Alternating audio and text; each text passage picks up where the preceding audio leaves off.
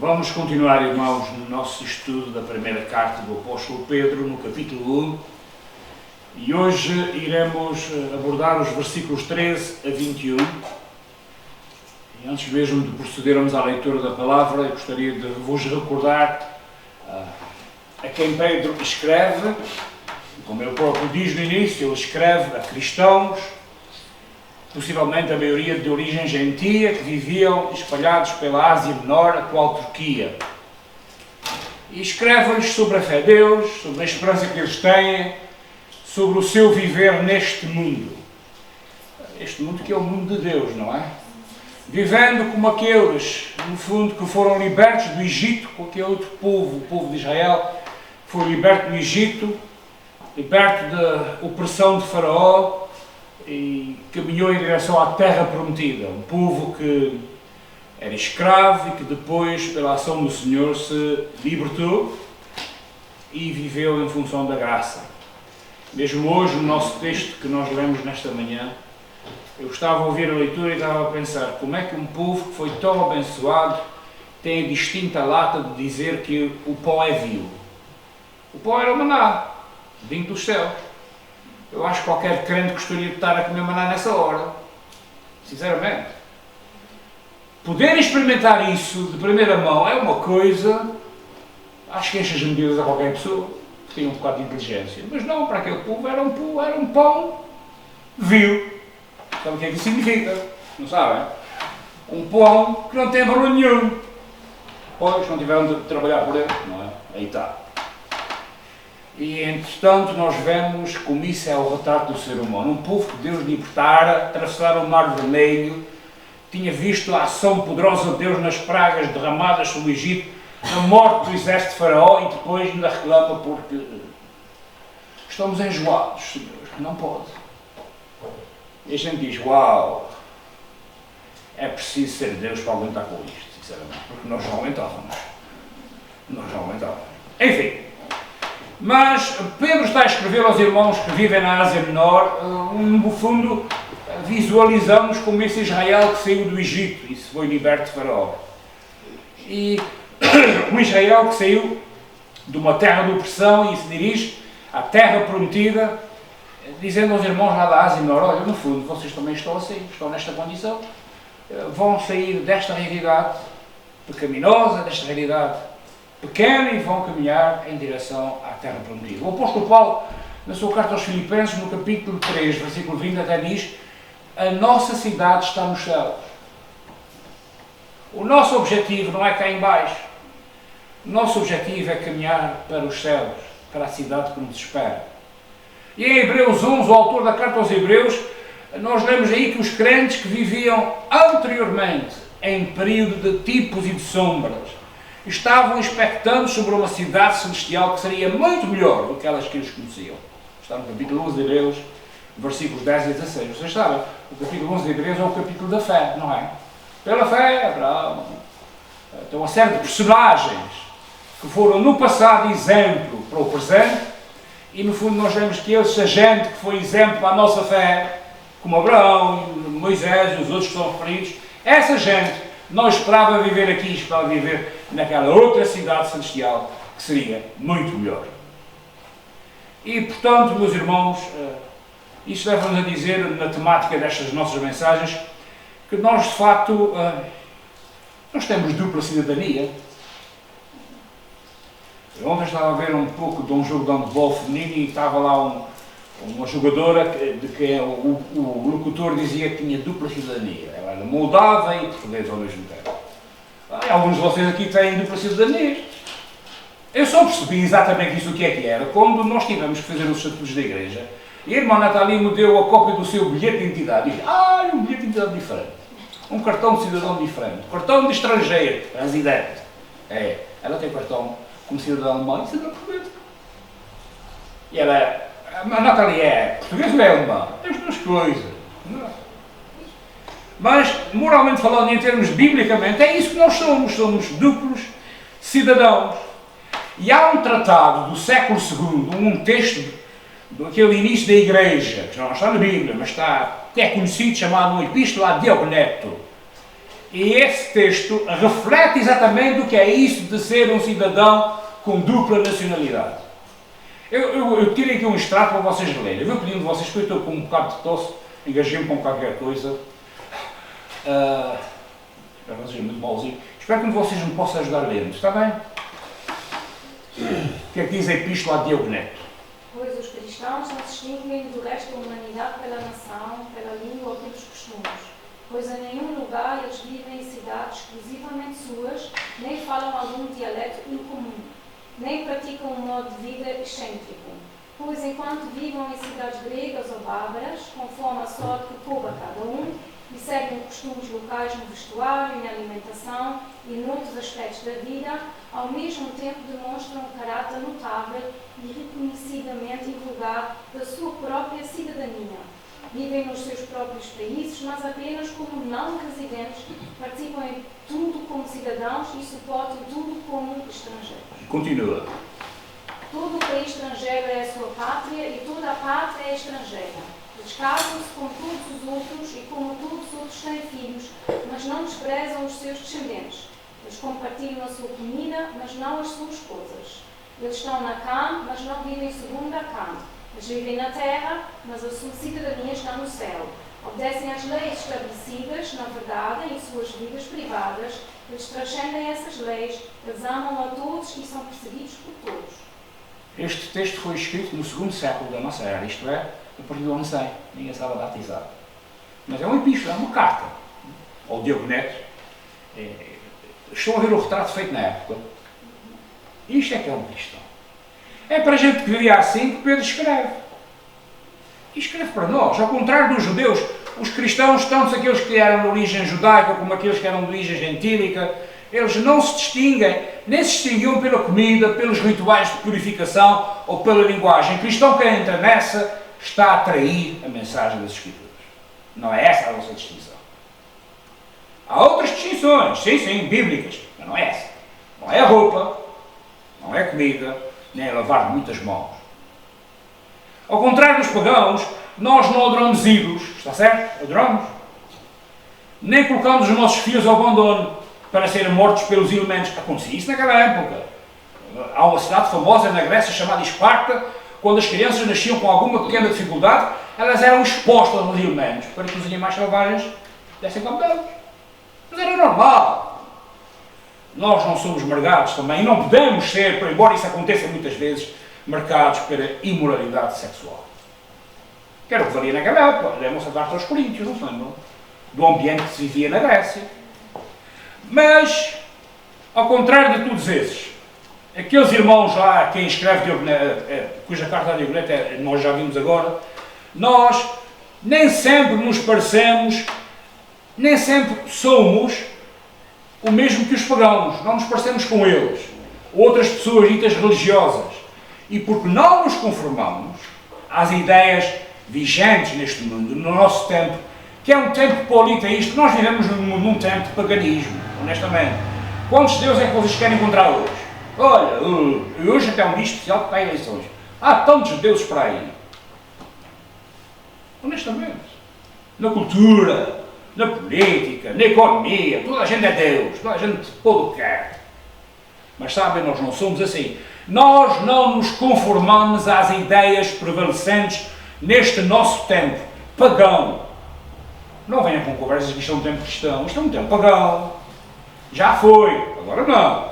E por isso talvez nós sejamos incompreendidos por todos. E muito boa gente acha que nós somos assim um bocado esquisitos, não é?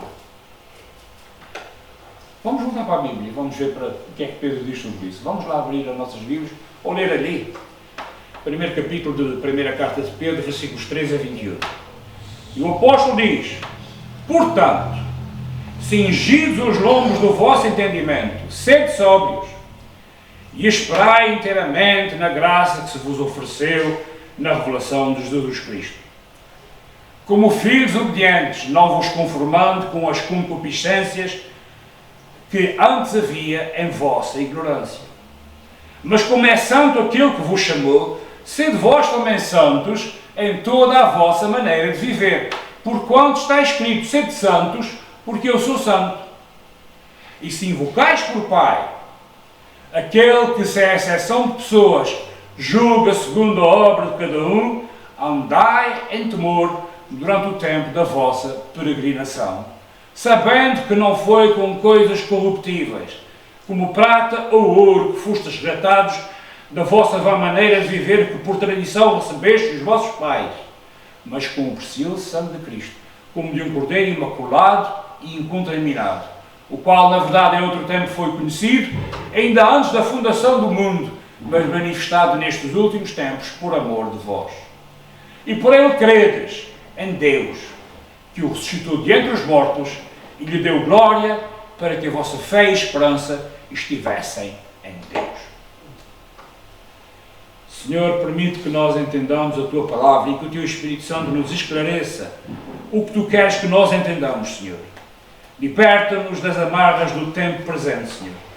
E como Teus servos do passado, possamos viver com os olhos fitos na eternidade. Isso pedimos no nome bendito do Salvador, que é o Senhor Jesus. Amém. Pedro, repararam na primeira palavra do nosso texto. Portanto. Pedro tinha falado algumas coisas, falamos isso semana passada e agora vai aplicar isso que falou. E diz, por causa disso, portanto, ele está a dizer, olha, vamos falar sobre o que já foi dito e vamos retirar conclusões do que já foi dito. E o que é que ele disse anteriormente? Ele falou antes, nos versículos anteriores, sobre a natureza da nossa salvação, da nossa peregrinação como estrangeiros. Também refere outra vez o tema. E quando ele acrescenta, cingindo os lombos do vosso entendimento, possivelmente, não se esqueçam que ele está a escrever para gente que é de origem pagã, cristãos de origem pagã. Mas ele está claramente a referir o episódio da história de Israel. Qual é? Cingindo os vossos lombos. Não é para aí. Quem é? Qual é o episódio que Pedro está a referir? Não se esqueçam que a Bíblia que havia era a Bíblia do Antigo Testamento, não é? Era o Antigo Testamento. Qual é o episódio que fala disso? Cingindo os vossos lombos. Como é que eles comiam a Páscoa? Êxodo. O livro de Êxodo. Como é que era no capítulo 12, versículo 11? Com as roupas cingidas, de pé, porque era uma refeição de gente que estava com pressa para fugir. Ele está a falar disso, com o bordão nas mãos. E, portanto, o judeu Pedro está a falar de um episódio da história de Israel, porque claramente os irmãos, mesmo de origem pagã, conheciam a história. E, portanto, ele diz, vocês não estão aqui instalados. Vocês têm que estar prontos para a caminhada. Têm que estar prontos para ser aquilo que Israel foi. Israel foi o quê? Peregrino. Pelo menos 40 anos andaram às voltas, não foi? E está dizendo, portanto, cingidos os vossos, preparadíssimos de Silva, preparem-se para. Portanto, nós estamos aqui, meus irmãos, e o mundo de Deus ainda é bom, mas nós não estamos instalados neste mundo. Há coisas boas neste mundo, aquelas que nós ainda não conseguimos estragar, mas nós não vivemos definitivamente neste mundo. Nós não estamos aqui com a nossa morada permanente. Entendeu? É por isso que eu chamei essa série que é Estrangeiros e Peregrinos. Ou seja, é tempo para andar em direção ao alvo, que não é aqui. Versículo 13. Nós temos aqui uma panorâmica já. O que é que ele diz? Versículo 13. Portanto, cingidos os vossos lombos, os lombos do vosso entendimento, ok? Está falando da vossa cabeça. Sede sóbrios. Esperai inteiramente na graça que se vos ofereceu na revelação de Jesus Cristo. Ou seja, gente, atendam, compreendam, percebam, cinjam o vosso entendimento. Ou seja, não estejam para aí, ai que maravilha, não é? Gente, nós temos que estar tal como eles, e Pedro dizia a eles, temos que estar sóbrios, com presença de Espírito. Nós devemos esperar confiadamente o regresso de Jesus Cristo. Mas nós não somos adventistas, não somos testemunhas de Jeová e não temos data marcada para a vinda do Senhor Jesus. Está esclarecido. Mas sabemos o quê? Que Ele vai voltar. Quando? Quando Ele quiser. E portanto, o que é que nos espera? Estarmos preparados. Basta olhar para o surgimento de movimentos religiosos nos finais do século XIX, estes apanham a dose, um fastio de gente doida. Nomeadamente, honestamente, eu não considero essa gente inteligente, nem capaz de ser racional. Falo dos mileritas que deram origem aos adventistas, aos testemunhos de Jeová, aos mormons. Surgiu tudo naquela hora, nos finais do século XIX. Porque o mundo ia mudar no século XX, não é? Talvez vi essa conversa no ano 2000, não vi essa conversa no ano 2000. O mundo muda, mas é pior, está entendido? E Jesus ainda não voltou. Quanta gente foi esperar a vinda do Senhor Jesus Cristo em 1914, lá para os montes? Quantos líderes religiosos eram neste dia? E depois não veio e foi uma tremenda chatice, não foi? Nós temos que estar cingidos. Mas como diz Pedro, temos que ter cingidos os lombos do nosso entendimento. E não ser apanhados na primeira asneira, sinceramente. Nós não temos que vender tudo o que temos, como muito boa gente fez, desde o início do cristianismo. Subir aos telhados, Jesus vai voltar, vamos para os telhados, para apanhar o primeiro lugar, não é? Nós não temos que fazer profecias públicas sobre o regresso de Jesus. Antes, nós devemos viver, isso sim, sempre à luz do regresso de Jesus. Quer isto dizer que nós temos que olhar em frente, na expectativa da grande manifestação da sua graça, da graça de Deus. E quando se revelar a visível manifestação de Cristo, como fala a primeira carta aos Tessalonicenses. E Ele vai voltar e nós vamos ouvir a trombeta e, crendo eu, pela sua graça, nós vamos estar juntos. Quando é que é? Portanto, vivamos inteligentemente. Já basta de confusões. Nós estamos aqui, mas não somos daqui. Somos de outra realidade. Versículos 14 a 17, o que é que o apóstolo Pedro diz mais?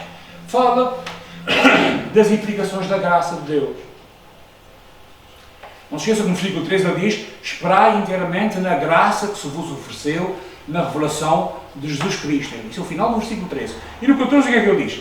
Como filhos obedientes, não vos conformando com as concupiscências que antes havia em vossa ignorância, mas como é santo aquele que vos chamou, sede vós também santos em toda a vossa maneira de viver. Por quando está escrito, sede santos porque eu sou santo. E se invocais por Pai, aquele que sem exceção de pessoas julga segundo a obra de cada um, andai em temor durante o tempo da vossa peregrinação. Nós não somos unicamente aqueles que vivem em dois mundos. Mas nós também somos, em concreto, aqueles que têm duas vidas. Temos uma velha vida para trás e temos uma nova vida em Cristo. Não o que a Bíblia diz? Por definição, a graça não tem condições. Não, quando nós definimos de graça, a graça é um favor merecido, incondicional da parte de Deus. Não é como nós dizemos. Pronto, a graça é incondicional. Mas a graça tem sempre consequências. Não tem condições, mas tem consequências. Que é o que Pedro está a dizer. E esta é uma distinção extremamente importante. A nossa velha vida, como é que se caracterizava? Ignorância. Eu não sabia qual era a verdade, sinceramente. Tínhamos desejos, como toda a gente tem desejos muitas vezes ímpios. Isto não significa que o cristão não continue a lutar, e não continue a lutar contra a ignorância, contra os desejos iníquos, sem dúvida. Mas a nossa vida já não pode ser caracterizada por isso. Porque nós temos algo. Nós, em vista do favor imerecido que Cristo conquistou para nós somos chamados a viver como filhos obedientes, em contraste com a conformidade com o paganismo que nos rodeia. Toda a gente quer que a gente seja como toda a gente. E se não formos como toda a gente, olha para nós de lado, não é? Gente, nós somos chamados a viver uma nova vida. Uma vida limpa, uma vida santa, uma vida diferente, uma vida de verdade e não de maldicência. Maldicência, é. Nós somos chamados a viver como aqueles que foram remidos. E a lógica da instrução do apóstolo Pedro é essa. Ele está a dizer, a nossa futura salvação não depende do nosso comportamento agora, que é graça merecida, não é? Mas nem depende mesmo da nossa cooperação com a graça divina. Não, nós não fazemos nada, a graça é imerecida, não é? Mas, no entanto, a nossa vida presente tem de ser moldada pelo nosso favor futuro, por aquilo que nos espera. E que nós possuímos desde já exclusivamente. E o que é que nós possuímos? Por meio da graça e por meio da fé. E esta lógica, esta argumentação do apóstolo Pedro é expressa pelo uso que Pedro faz daquela palavra. Por qual? Por causa disso. Sejam assim. Ele fala de Levítico. Repararam? Não? Qual é aquele famoso texto? Sede santos porque eu sou santo. Sabe onde é que está? Não sabe? Está em Levítico 11. O Senhor disse a Israel, oh, cambada. Porque foi exatamente isso que o Senhor disse sem essas palavras. Sejam santos porque eu sou santo. Mas fazem tudo ao contrário. Mas é suposto serem diferentes porque eu vos fiz diferentes. E de novo, o que é que Pedro faz? Pedro, ao falar disso, está falando do quê? Do deserto. Está a parar? Está a falar de Israel no deserto. Foi no deserto que eles ouviram essa. O Senhor dizer, sede santos porque eu sou santo. Está outra vez a colocar-nos no deserto a nós, cristãos, e também àqueles irmãos da Ásia Menor. Enquanto Israel de Deus, nós fomos remidos do Egito por um Deus santo para que possamos ser santos. Não fomos separados por meio de rituais de Israel. Nós não fomos por meio da lei mosaica salvos do que quer que seja. Pois tudo isso foi cumprido em Jesus Cristo. O antigo sistema da lei de Moisés, dos levitas, desapareceu, expirou, fora de validade. E no entanto Pedro escreve como se nós fôssemos o Israel de Deus que está no deserto ainda. É peregrinação para a terra, para uma terra santa, que é o céu que nos espera. E somos feitos santos pelo favor, isto é pela graça de Deus. Pela poderosa e presente ação do Espírito Santo. Nós vivemos a nossa peregrinação, meus irmãos, deixem-me dizer-vos, como aqueles que chamam Deus de Pai. Ele é um juiz imparcial. Pedro diz que ele não faz exceção de pessoas. Recordamos o que ele diz. Ele não faz distinção entre pessoas e nós devemos, pelo contrário, fazer uma distinção importante. E qual é a distinção? Ele é diferente. E por isso nós temos que ser diferentes. Pedro não escreve no nosso contexto hoje em dia que toda a gente é igual, é tudo igual, temos todos pensar de maneira e vestido da mesma maneira. Pedro não está a falar disso, para dizer, não, espera aí, nós somos santos porque ele é santo, portanto temos que ser diferentes. O mundo não é santo, então nós temos que ser santos. A nossa percepção sobre o papel dos pais, que tem sido moldado, e a gente, isto é terrível. Nós olhamos para a nossa volta e o que é que a gente vê? Vê que a nossa percepção das coisas está moldada pela televisão. Nós temos gerações de gente que só vê televisão e só vê geneira. E que não cresce. E acha que aquilo que está aparecendo naquela caixinha é verdade. Ui, espera aí. Nós vemos tiranos. Gente nova que são autênticos tiranos. Há uma vontade de dizer, atinem, quer dizer, por favor. Há jovens crianças que se comportam da maneira mais estapafúrdia possível. Onde é que eles aprenderam? Conosco. Quando Pedro fala de Deus o Pai aqui, ele não o vê como hoje muita gente vê uma figura paterna, sabe? Naquele tempo, o pai de família, falando do mundo greco-romano em que Pedro vive, o pai de família, isto é, o pater familias em latim, era quase uma função do governo. Era quase uma função civil. O pai da família tinha todo o poder na família. Na sociedade romana e na sociedade grega, o pai de família podia mandar matar os filhos, porque ele era dono deles. Entenderam como é que isso funciona? Era um ministério civil, quase. Ninguém abria a boca. Eu não estou dizendo para a gente fazer uma coisa. Estou falando da realidade lá, que mudou aquilo que Pedro diz. E naquele tempo, a família, o núcleo da família, era uma instituição muito mais estruturada que hoje em dia. Hoje em dia está tudo desatinado, não é? Nós estamos, todas as vezes que vejo essa história, penso naquela história da decadência, causas da decadência do Império Romano. Está aí. A função do pai naquele tempo, a função do pai de família, era quase a última instância do árbitro, era o tribunal de recurso. Ele é que decidia, acabou, não há discussão. E mesmo na questão da disciplina, e mesmo a visão está aqui presente na Bíblia. Mas ouçam lá, eu não estou dizendo que a gente tem que voltar para lá, mesmo que eu estou a dizer que nós temos que olhar para aquilo que aconteceu e perceber aquilo que aconteceu. Por exemplo, no capítulo 12 de Hebreus, o autor de Hebreus diz, se suportais a correção, Deus vos trata como filhos. Porque que filho há a quem o pai não corrija?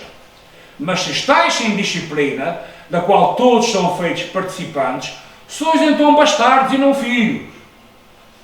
Além de que tivemos nossos pais segundo a carne para nos corrigirem, e nós os reverenciamos. Não nos sujeitaremos muito mais ao Pai dos Espíritos para vivermos, e continua, porque aqueles, na verdade, por um pouco de tempo nos corrigiam como bem lhes parecia, os pais humanos, mas este para nosso proveito, para sermos participantes da sua santidade. E isso é totalmente diferente. E na verdade, toda a correção ao presente não parece ser de gozo, senão de tristeza, mas depois produz um fruto pacífico de justiça nos exercitados por ele. Isso quer dizer que os pais humanos são falíveis. Quer dizer que os pais humanos não têm cabedela nenhuma, não têm cabeça nenhuma e só fazem asneiras. Muitas vezes é isso que acontece, a gente sabe. Mas o Pai Divino não é assim. E portanto, quando ele age para o nosso bem. Pais hoje em dia podem fazer e podem criar gerações de idiotas, sem dúvida alguma. Mas o Pai Celeste não é assim. Como é que ele diz no versículo 10? Mas este é Deus para nosso proveito, para sermos participantes da sua santidade. Estão a ver? Ele faz isso para que a gente possa ser santos como eu sou santo, diz o Senhor. Está bom? Está claro o que é que quer dizer? Nós não fomos colocados debaixo de um pacto de obras. Nós entendemos o regresso de Cristo e o juízo que impede sobre nós como boa nova, porque Cristo já sofreu o julgamento por nós. Deus o Pai é-nos favorável, por amor do seu Filho, que é o nosso Salvador. Mas nós não devemos presumir esse favor. Devemos comportar-nos, isso sim, como aqueles a que foi dada uma grande herança, da qual teremos de prestar contas.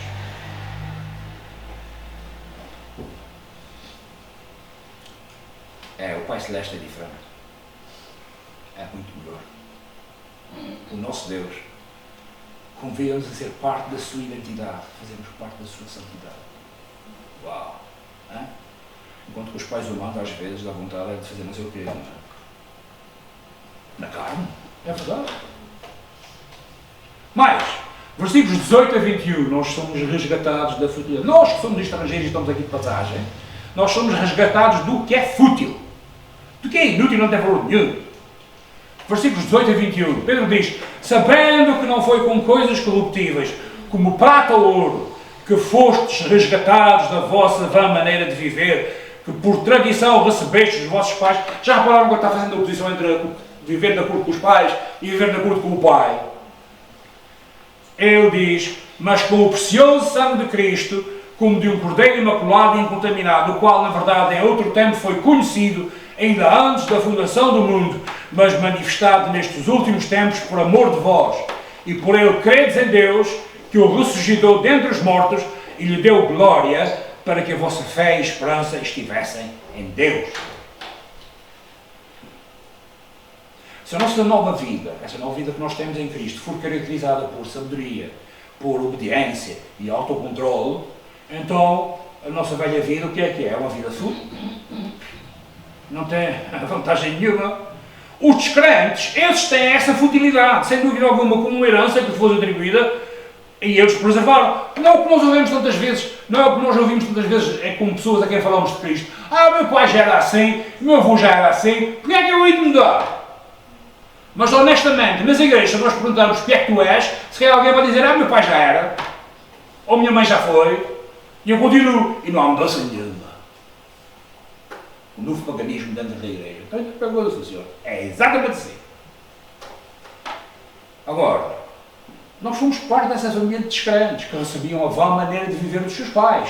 Mas agora, pela graça de Deus, nós somos parte da família de Cristo. E Hebreus diz uma coisa a propósito de Jesus Cristo. Diz em Hebreus 2:11, porque assim o que santifica, como que os que são santificados, são todos de um, por cuja causa não se envergonha de lhes chamar irmãos. Quem é que não se envergonha de nos chamar irmãos? Jesus. E portanto, nós fomos remidos, nós fomos comprados. O preço pago foi algo em que incorremos devido ao nosso pecado e desobediência em Adão, como diz as Escrituras, e por o qual contribuíram os nossos próprios pecados, mas agora este é um preço impossível de pagar por nós mesmos. E Deus o Filho, Deus feito carne, em tudo semelhante a nós, exceto no pecado, acontece o que diz no versículo 15 do capítulo 4 de Hebreus, porque não temos um sumo sacerdote que não possa compadecer-se das nossas fraquezas, mas porém um que, como nós, em tudo foi tentado, mas sem pecado. Alguém já pagou? Ele pagou o preço do nosso resgate. E Pedro até está falando, introduz uma outra imagem, que é do Antigo Testamento. Ele está falando do Cordeiro. Ele fala do Cordeiro, recordaram-se. Ele diz, o preço que foi pago foi o de um Cordeiro imaculado, e nós sabemos o que é que significava isso.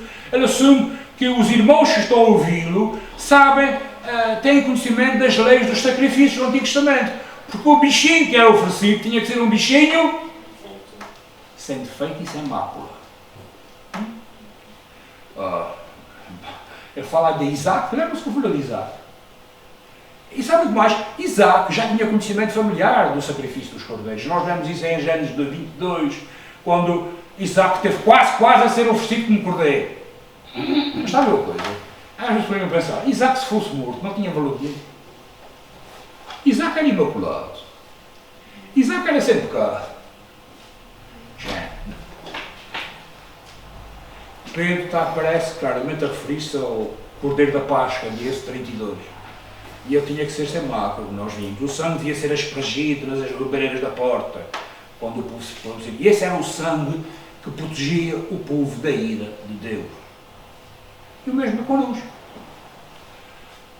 Todos esses cordeiros sem mancha, e foram centenas de milhares, foram um tipo e uma sombra do Cordeiro perfeito, sem pecado, daquele obediente Jesus que deu a sua vida como sacrifício por todo o seu povo. Cristo, o nosso Cordeiro, foi pré-conhecido do Pai. Ainda esta manhã na escola dominical nós lemos isso em Romanos 8. Pré-conhecido, como nós fomos, do Pai, e finalmente foi manifestado, como diz Pedro, nestes últimos tempos, por amor.